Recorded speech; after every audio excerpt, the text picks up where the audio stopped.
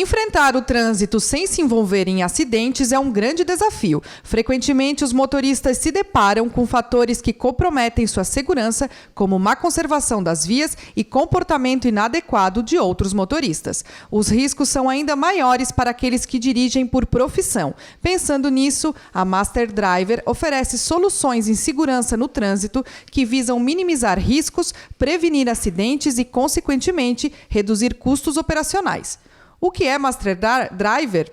É o que vamos descobrir no episódio de hoje. Está começando agora o Depois de uma Taça, o podcast exclusivo de entrevista e conteúdo da Rádio Monte Carlo. Eu sou Rúbia Ramos e apresento este podcast ao lado da minha cara colega Sharon Freitas. Isso mesmo. Para falar desse tema tão curioso, nós recebemos hoje a Yara Scott, que é especialista em treinamento de condução de veículos pesados de alta performance, com mais de 40 mil motoristas treinados. Yara, seja bem-vinda ao nosso podcast. E a pergunta que a gente sempre inicia nosso episódio é: quem é a Yara depois de uma taça de vinho? Depois de uma taça, posso ser que eu seja aquela que vai pedir a segunda. A segunda? Lembrando, se dirigir, não beba. Não beba, eu ainda não comecei. Então, com esse frio é bom, né? Um vinho, bonzinho. 2, para dormir bem tranquilo, quentinho. Mas quem sou eu? Então, eu trabalho, como vocês já comunicaram aí, na formação de motorista há 21 anos. Meu nome, as pessoas me chamam de Yara, mas fui batizada com o nome indígena, em homenagem à minha bisavó, que é Tupiara. Olha só, que lindo. Scott é um pedacinho do Escortegag, né? Que é o sobrenome. Ela tem nome artístico, gente. Ela é tão chique. Não, que tem dois nomes chiques. Ela é tão chique que ela tem dois nomes chiques.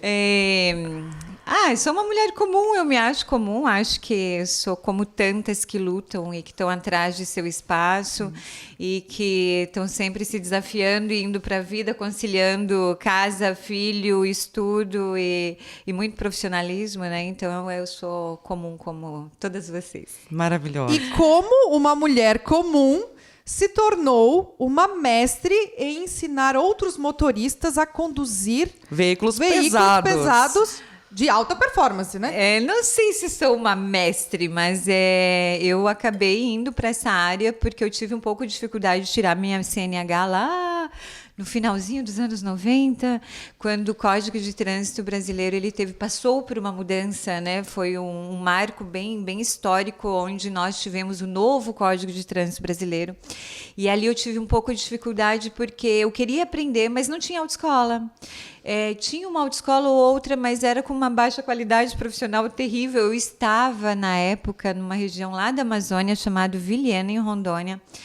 E ainda era pior, era mais precário lá. E eu queria muito. E eu acabei aprendendo, tipo assim, namorado, depois marido ensinava um pouquinho, daí você se orientava com o cunhado, com o irmão. Tio, família. Com umas balizas em frente de casa e colocava lá e fazia umas balizas ali, fazendo manobra.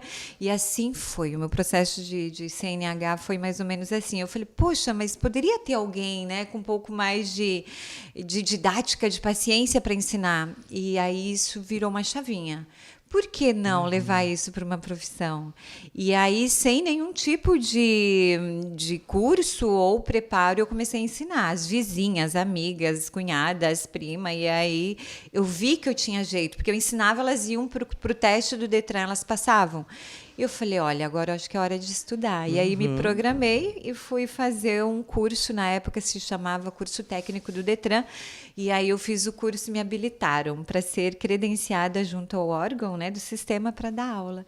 E aí não parei mais, e aí foi-se embora. E aí foi subindo as categorias? Fui crescendo dentro, né, Sharon, porque você não pode ficar parado, né? Isso. E eu passei pelo processo de primeira habilitação como instrutora, depois saí, fiz um seletivo do Detran, passei, em vez de ensinar da aula, eu fui aplicar os testes. E aí, como eu já era, que chama lá, aqui deve ser o mesmo nome, examinadora da banca prática. E aí, como eu já era habilitada para as categorias maiores, porque eu aproveitei para crescer essas categorias dentro do autoescola, E aí eu comecei a aplicar os testes dentro do Detran para motoristas profissionais, esses que dirigem ganhando a vida, né? Ganhando dinheiro como forma profissional. E fiquei mais 6 anos. E aí meio que cansei, porque é muitas viagens, né? Você fica à disposição de um estado quando você faz um trabalho assim. E as viagens começaram a ficar um pouco mais difíceis, porque meu filho já estava, né, num processo que precisava mais de mim. Daí pedi baixa do sistema, fui manejada. E aí fui para o SEST Senat, que é a Escola de Motorista no Brasil. E aí fiquei como instrutora dos motoristas profissionais especializados, que são as categorias especializadas dentro do Sistema Nacional, que é carga perigosa, indivisível, resgate e salvamento, até mesmo os coletivos e passageiros e crianças escolares. E aí fiquei dentro desse contexto de ensino para especializar demais nos 6 anos. E se apaixonou? E não dá mais para sair, eu tenho disso uma missão de vida, né? Então, e aí depois... quando venço esse ciclo, porque para mim é muito claro quando eu estou vencendo os ciclos, eu saí e fui contratada pela Scania Latin America, que é uma das maiores fabricantes de caminhões do mundo, onde eu fiquei quase 5 anos, ia fazer 6 agora, e ensinando motoristas para as tecnologias de caminhões. Os caminhões estão mega inteligentes e saem de fábrica cada vez mais tecnológicos, e fiquei prestando serviço dentro do estado de Santa Catarina por esse longo período. Deixei a marca para um outro desafio um pouco maior. Hoje eu sou coordenadora de treinamentos de uma das maiores empresas, não sei se pode falar o nome aqui da região. Pode, sim. Eu coordeno praticamente 600 motoristas, onde eu treino, direciono e acompanho diariamente. Homens e mulheres? Muito mais homens. Vamos chegar nesse percentual, nessa enseada das mulheres entrando nesse mercado de trabalho. Vamos lá. Então, você tem 600 coordenados seus. Hoje, sim. Que você coordena, mas treina, capacita, fica atualizando, monitorando. Sim. Eu faço coaching com eles, né? Então, quando eu vejo no sistema, porque o caminhão me conta tudo, né? Então eu sei toda a performance dele desde o momento que ele liga o caminhão até quando ele desliga. E isso independente se a viagem durou 60 dias, eu sei tudo. E aí eu consigo fazer um filtro e buscar entender onde que eu posso ajudar ele ainda a melhorar quanto profissional. E essa de melhorar quanto profissional a gente ganha em números, né? Por quê? Porque é veículos com menos manutenção, porque como eles são dirigidos com muito mais performance profissional. Mais tecnologia, né? E também com muito mais gentileza, porque o profissional não é aquele que arranca como se fosse fazer uma competição, mas é aquele que tem um cuidado muito maior, um cuidado voltado para a máquina, para a operação e também para o diesel, né? Que ainda é a matriz energética que abastece os nossos veículos. E aí eu fico cuidando desses detalhes: pneu, freio, caixa, trem de força, acidentes principalmente, e também aí a questão da economia. E aí, quando fala em economia, a gente está falando economia pautada para todos esses elementos que são caros para manutenção, desde freio, pneu e motor. É onde entra aqui que a gente fala de minimizar os custos operacionais. Eu já atropelei tudo, então. Não, tá dentro. Perfeito, eu só queria arrematar, mas de fato você vai a campo, faz esse trabalho de ir lá para a cabine do caminhão, ensinar o motorista. Sim. Como é que funciona o teu dia a dia nesse sentido? Totalmente. Hoje eu não consigo fazer tudo. Hoje eu já tenho que ter braços, né? Porque 600 motoristas vai se aproximando mais do final do mês, eles começam a chegar, e aí é o meu momento de filtrar e ver o qual está precisando de mim. E às vezes tem 5 ou 6 precisando, e daí eu não consigo. Então eu tenho o meu master, né? O master que a empresa disponibiliza para me ajudar, e ele faz um trabalho lindo, que é os que eu não consigo, ele vai para a rodovia, ele dá auxílio, e falamos sempre a mesma língua. A gente está sempre em contato para, né, um dar suporte para o outro de maneira que o motorista seja bem atendido. E como é que é essa abordagem quando você vai com o motorista? A Yara professora, vamos dizer assim. Você teve bastante dificuldade, já preconceito, não aceitação pelo teu trabalho, Yara. Vamos nesse começo de que é uma mulher entrando num mercado muito masculino. Isso é fato. Uma mulher, ainda uma mulher muito bonita, né? Que deve chamar muita atenção. E como é que foi essa tua entrada? Como é que é conduzir tudo isso? Daí já linka com... Eu não sei, hoje para mim é muito normal, assim, eu não percebo muito, eu senti muito, algumas vezes, né? Algumas vezes eu senti um pouco de resistência, nem chega a ser preconceito, mas mais resistência. Mas eu sempre entendi que eu venceria tudo isso se eu tivesse conhecimento, que eu não poderia me mostrar insegura por não ter todos os conhecimentos que eu poderia ter em relação àquela orientação. Então, eu ia buscar conhecimento, me pautar em bases do que eu precisava aprender para poder ensinar.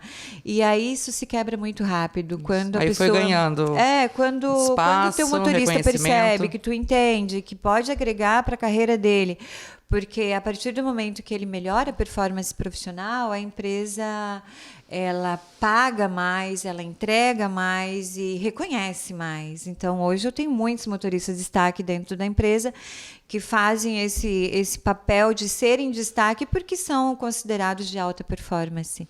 Então, a gente está sempre trabalhando para levar todos para alta performance.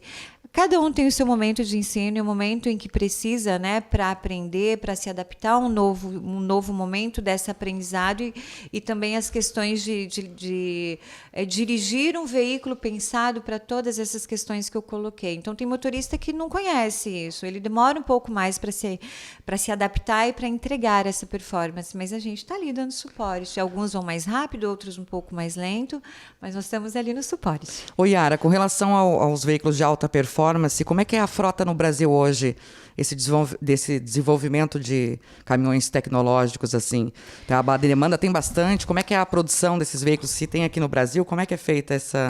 toda a tecnologia sueca, que são o berço dos caminhões produzidos no mundo, sueco.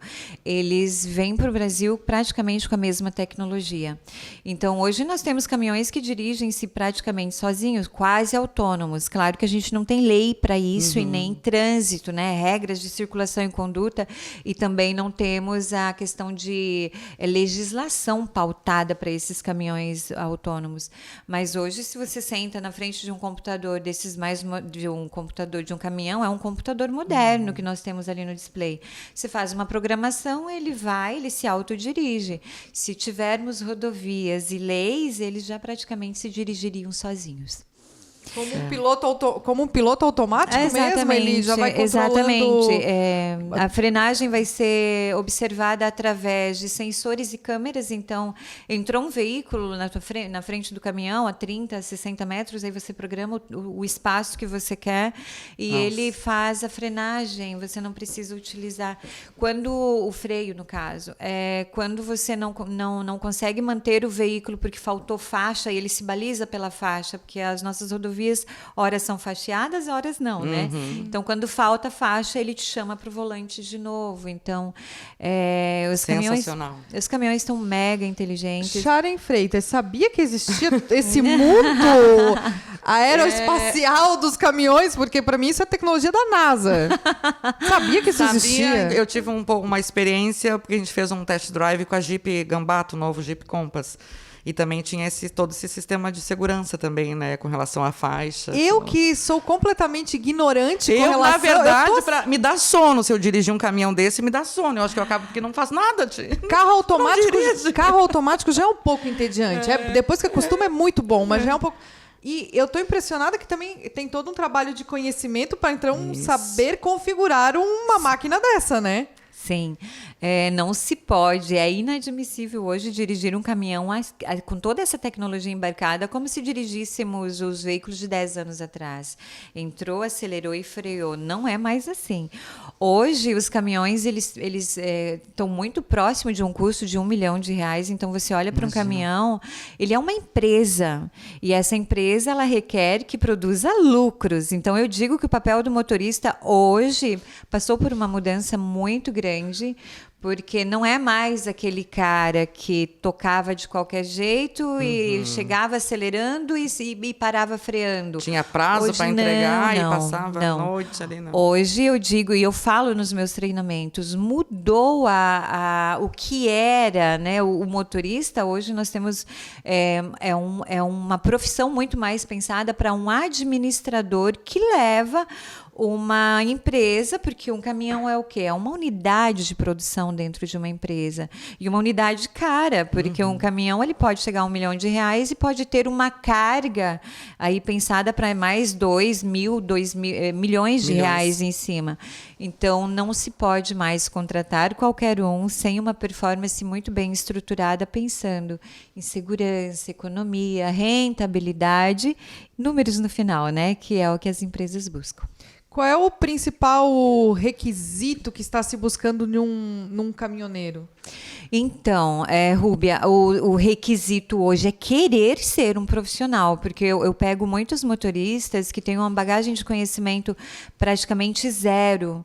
Ele fala, eu tenho experiência, mas eu dirigi um daquele que não tinha tecnologia nenhuma. Talvez a válvula termostática seja a única tecnologia que tinha aquele caminhão. Mas eu quero aprender. É o cara que quer, esse é o requisito máximo. Porque se ele quer e ele vem para mim, ele vai ficar bom. Eu faço questão de levar deixar e ajudar ele tinindo. E é o cara que mais lucra, é o cara que mais entrega e é o que é mais admirado e bem visto, né, dentro da empresa como destaque. Um motorista responsável, né? E agora, então, vamos entrar nessa enseada maravilhosa que é a entrada das mulheres neste mercado de trabalho. Como é que você, que está diretamente ligada a isso, está observando? Estão entrando, está chamando? Então, as mulheres... Estão permanecendo, né? Permanecendo, principalmente. Hoje nós temos em torno de, talvez, umas 160 mil mulheres habilitadas para a categoria caminhão e ônibus. 160 mil? No Brasil. No Brasil. Bastante, Nossa. mas é bastante, mas ainda não dá 0,5% dos habilitados para as categorias no Brasil. É pouco ainda, né? As mulheres têm indo bastante pouco. Mas, para mim, isso é muito fácil de entender. Primeiro porque a mulher, ela pensa que enfrentará grandes preconceitos. E, às vezes, as que são corajosas enfrentam menos do que pensavam que iriam enfrentar. Elas acham que o preconceito vai ser terrível e que vai ser muito difícil de enfrentar. Então, elas acabam indo menos pelo medo de enfrentar preconceito. Mas eu posso dizer assim, hoje a gente ainda enfrenta, mas é uma quantidade muito diferente do que quando eu comecei há 20 anos atrás. É bem menor, assim. Acho que até porque as mulheres já chegam assim, prontas para... Já chegam com aquela cara de que não me vem com piadinha que eu não sou... Não hoje... levo para casa. Tô aqui para somar, né? A gente sabe que são mulheres que... Aí temos todos os estilos são guerreiras, também, né? Guerreiras, né? São mulheres, primeiro, corajosas. Porque se não for corajosa, não vai, né? Isso. Porque tem que ter muita coragem para pegar o desconhecido e tornar isso uma profissão. Porque quando você entra num caminhão tão tecnológico, você precisa aprender. E depois aprender a entender o que a empresa espera de você. E depois entender que isso requer lucros. E lucros requer ir longe de casa. E aí entra talvez, das nossas principais dificuldades. Porque é a família, né? É a família. Esse instinto materno que nos acompanha é muito complicado ficar longe de casa, né? Então, ainda quando são bebês, eu tenho fotos que eles vão ali na cadeirinha e a mãe vai dirigindo com uma mão e oferecendo chupeta, limpando a boca com a outra. Guerreiras. Elas fazem coisas assim que chega a ser emocionante. Mas aí chega a hora da alfabetização, né? E aí? Tem que parar. Tem que ter escola, tem que ter... E aí é muito complicado deixar. E é onde elas recuam. E acabam voltando para uma vida, para uma profissão, digamos, né, normal, que é mais assumida pelas mulheres por poder conciliar a maternidade, casamento, enfim. Mas você percebe que existe algum tipo de estímulo do mercado para incentivar essas mulheres, realmente estimulá-las a aderir a essa profissão? Olha, eu percebo assim que o mercado até busca, mas quando ele busca, ele exige que ela já venha com experiência. E aí essa vir com experiência um pouco mais complicado. Porque algumas elas têm experiência, mas dirigindo com o marido, aí ela não consegue comprovar em carteira. Outras vêm e falam assim, olha, eu sempre dirigi por porcentagem, então também não tive carteira assinada. Fica difícil a comprovação. Às vezes me dá dor no coração porque eu vejo que as mulheres vêm com muita gana, muita vontade, mas ela não consegue comprovar a experiência. E aí fica um pouco mais complicado. Mas as que conseguem comprovar a experiência, o mercado absorve todas. Que bacana, eu tô E quanto é que é para tirar carteira, assim? Uma CNH o valor hoje, mais ou menos, quanto é que eu tá? não sei te precisar, mas a última vez que eu ouvi, em torno de quase R$2.000 uma carteira profissional, né? CDI. Sim. Uhum. Se não mudou, é isso. Se alguém puder nos orientar. Não, mas depois a gente... Mas é mais ou menos mas isso. Mas eu acho que é mais, porque só de carro, não sei se tem diferença em carro, moto e... É porque agora não é uma habilitação, é uma adição de categoria. Daí ele já tem um processo formado. É só fazer exames e montar e fazer as aulas, né? Acho que é 20 aulas. Seria adição, assim. Então. Isso. 20 aulas práticas daí. Isso, adição de categoria. No caso, também, se esse aluno quiser contratar, por exemplo, um serviço como o seu, paralelo, pode, para ser treinado e ir lá fazer o teste... Já hoje, chegar com uma bagagem a mais no teste. Hoje eu dou treinamento exclusivo para a empresa que trabalho. É para a empresa que trabalho, até porque eu não consigo, né, abrir o leque, porque daí seria só os finais de semana. Hoje eu trabalho exclusivo para uma empresa. Mas pensando nessa possibilidade, eu criei um treinamento, né, para online, que devo estar lançando agora no próximo mês. Nossa, maravilha. E é uma maneira de conseguir dar a mão teórica daí, dá um porque incentivo. No mercado não tem essa formação. Temos algumas escolas, como o Sesc e Senat, mas são cursos mais específicos, né? E acho que tem uma única no Brasil que chama Fabete, temos uma filial em Concórdia, mas ela tem um programa um pouco diferente, é mais extenso às empresas, então ele é mais longo e as empresas mandam e o motorista fica tipo um mês e pouco só em treinamento. É mais longo, requer mais tempo e dedicação da empresa e do motorista para ficar fazendo o treinamento. A parte tecnológica ali, para quem está começando a dirigir esses veículos, é onde se encontra uma maior dificuldade, Aras. Para os motoristas antigos. Exato, os antigos, né? Os veteranos. Os mais antigos, eles sofrem um pouquinho porque eles têm medo de tocar e desconfigurar. É que nem pegar um celular novo, né? E agora? E tu percebe que os dedinhos já estão mais atrofiadinhos e aquele medo, a insegurança de tocar. Isso. Tu fala assim, observa aqui, ele vai te dar melhor retorno se você levar assim. Ele até vai. Daí quando eu peço para ele voltar, porque é um computador, aí ele já tem mais dificuldade, aí eu fico insistindo, né? Mas na medida do possível, com paciência, a gente consegue conduzir, a performance vai melhorando, cada um no seu tempo, mas dá para levar. Porque o motorista antigo também ele vem com alguns vícios de condução, né? Não só na questão do equipamento, mas vícios de condução, eu imagino. Rúbia, eu percebo muito quando nós vamos fazer uma entrevista, o motorista ele tem muito orgulho e ele se envaidece da própria experiência. Não, Yara, eu tenho 20 anos de estrada. Gente, a experiência é linda, é nobre, é muito necessária, mas só ela hoje não vale mais. Porque os veículos mudaram. Os veículos de 20 anos atrás, não em nada se mais. lembram os veículos que são hoje. Então, eu fico imaginando, Sharon, o que estará acontecendo com os nossos caminhões e ônibus daqui 10, 15, 20 anos. Não sei se vou estar por aqui ainda fazendo instrução. Sim, com certeza. Mas quem estar em 20 anos dirigindo de modo profissional ou instruindo vai ver muitas coisas diferenciadas, muita tecnologia embarcada. Porque se hoje já está assim, como eu disse, se você comparar um caminhão moderno, ele pode apresentar mais sensores que o foguete que foi para a Lua. Então, você imagina o que vai estar acontecendo com os nossos... E aí o motorista... A cada semestre a gente tem atualização de algumas coisas, de aplicativos, de tudo. Eu né? até brinquei, né? Imagina daqui 10 anos, Eu realmente. até brinquei que eu chamei de tecnologia aeroespacial, porque, de fato, se nós formos ver o foguete do Apollo 11, ele foi para a Lua com uma tecnologia inferior à de um smartphone. Então, Você imagina de um caminhão. De um caminhão Imagina um desse. caminhão. E tem sensores também voltados à questão do bem-estar do motorista? Tipo sensor de sono? Muitos sensores. Eu instruí para essa marca que eu representei por muitos anos, tem tecnologia até na cortina.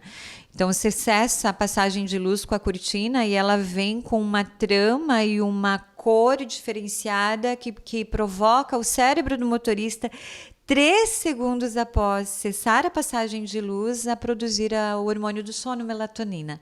E o motorista, em seguida, começa a entrar naquele... né, que o vinho também faz.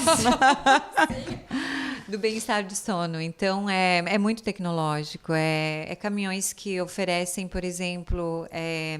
acústico, térmicos, camas e bancos que não se incendeiam em caso de um incêndio. São muitas questões que voltam. A pressão no volante, ele pode te convidar para parar porque você tá afrouxando a mão e isso é sinal de fadiga, sono.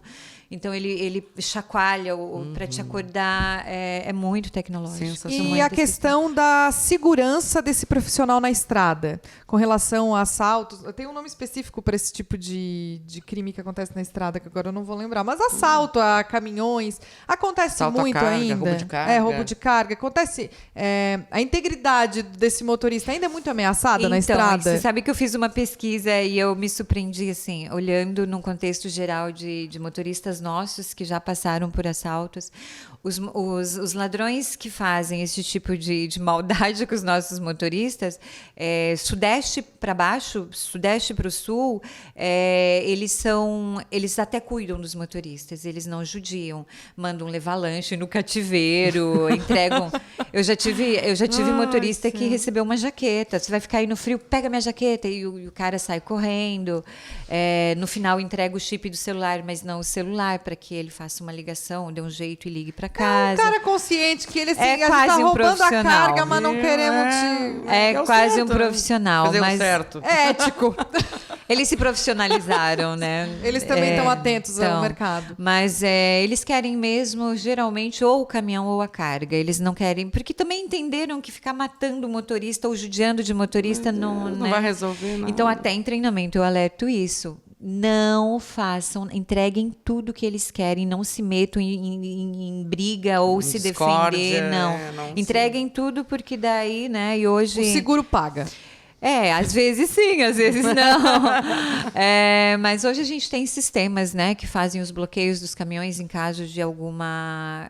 E depois que nós colocamos na nossa empresa, a gente não teve mais. Tivemos já 4 ou 5 tentativas de janeiro para cá, mas não tivemos mais. E é um bloqueio roubo. o quê? Das Ele portas? bloqueia os freios. O e ladrão caminhão... bate ali e diz, me passa a senha.